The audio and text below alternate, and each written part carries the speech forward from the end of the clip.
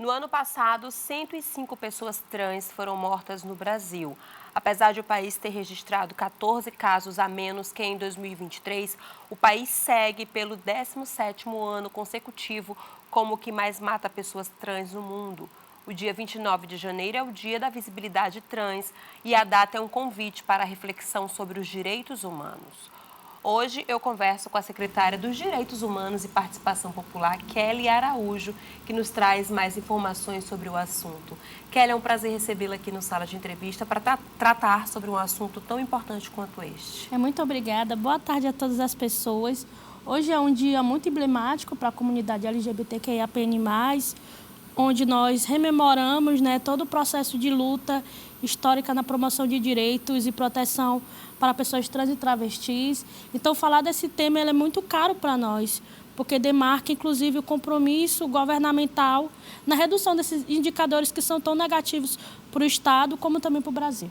Kelly, e apesar dessa redução que eu falei agora há pouco, a violência contra pessoas trans continua alarmante.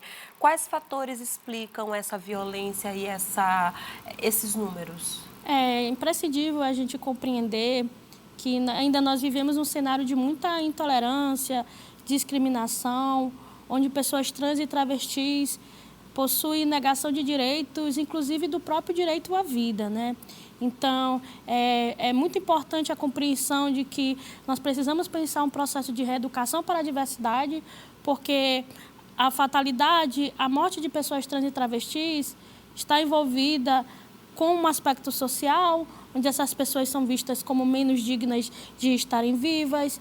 É também vinculada a um aspecto econômico, porque elas estão sujeitas a trabalhos em condições vulneráveis, como a prostituição. E a partir do momento que elas estão nas ruas, no trabalho da prostituição, elas estão mais vulneráveis ainda. É imprescindível essa compreensão de que nós temos um problema muito sério no sentido das pessoas compreenderem que nós vivemos num mundo plural e diverso e que a diversidade ela não pode ser uma prerrogativa para que se cometam crimes contra a comunidade LGBTQIAPN+. Então, esses crimes estão diretamente relacionados com a intolerância, aquela ideia de que as pessoas trans e travestis são menos dignas de direito e, por serem menos dignas de direito, isso também está vinculado ao direito à vida, E é muito emblemático isso para nós, porque geralmente são crimes muito perversos, onde as faces são desfiguradas, onde há essa perspectiva de vulnerabilização e de criar mais situações de constrangimento para essa vítima, por exemplo. Descaracterizar a vítima, principalmente. Tirando a identidade. Dela, E também os próprios protocolos pós-mortem, onde as pessoas elas não são respeitadas, elas são obrigadas, de certo modo, a família faz com que aquela pessoa ela seja enterrada com uma outra vestimenta que não é como ela se identifica enquanto mulher ou como homem trans. Então, muitas vezes, já há violência no ato da morte e no pós-mortem também, quando o desejo de se identificar e ser respeitada da forma que se identifica enquanto gênero não é respeitado nem no momento de sua morte. Kelly, eu queria saber como é que você avalia a importância do Dia da Visibilidade Trans aí para o aumento de uma conscientização e de uma educação para isso. É muito importante a gente rememorar que essa data ela parte de um movimento de 2004 no Congresso Nacional, onde trans e travestis pediram por respeito. E a gente espera um dia romper esse pedido por respeito e, de fato, a gente ter uma sociedade com equidade. E rememorar essa data é também rememorar possibilidades. A gente compreende que o acesso a políticas públicas ele é essencial, porque a gente sai da ideia de vulnerabilidade, a gente democratiza a visibilidade e a gente entra no ponto principal, que é a possibilidade de melhoria da qualidade de vida das pessoas trans e travestis, através do acesso à educação, através do acesso à renda, de trabalho digno, de segurança, de saúde. Então, parte desse dia é também para a gente rememorar as conquistas que nós chegamos até aqui, por exemplo. Hoje o Maranhão tem dispositivos legais que garantem com que pessoas trans e travestis possam utilizar o nome social em órgãos públicos e também nas escolas. Isso é uma conquista de 2019, então já é um movimento muito importante. O Maranhão, por exemplo, possui o Conselho Estadual de Políticas LGBTQIA+.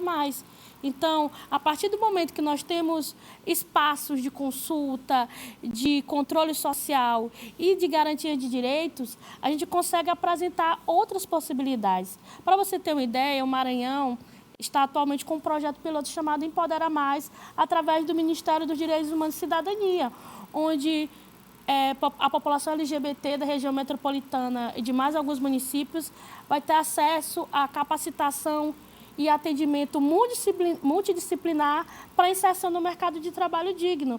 Então, é justamente fomentar de que ainda não é o suficiente, mas que é importante que a gente possa promover iniciativas que garantam acesso ao mercado de trabalho de maneira digna, que garantam acesso à educação e, principalmente, acesso à dignidade. Essas pessoas, elas existem, elas são importantes, elas fazem parte de toda a trajetória social do nosso país e que elas não precisam mais conviver com a invisibilidade. Eu acho que é o grande passo, assim. Nós acompanhamos alguns relatos e alguns crimes pela Delegacia de Crimes Raciais e de Intolerância que nós temos no Maranhão, e há esse espaço de escuta e de denúncia contra crimes de violação de direitos da população LGBT.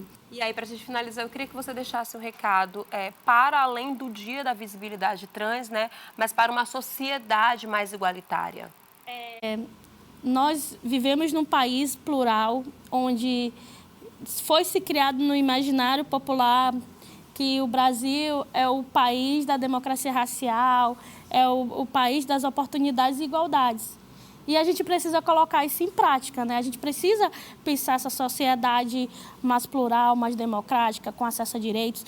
Nenhuma pessoa pode ser violada por viver naquele contexto, pela forma como se identifica enquanto identidade sexual, religiosa, credo, orientação sexual, origem. E é muito importante que nós começamos a ter essa cultura de paz e de respeito, né?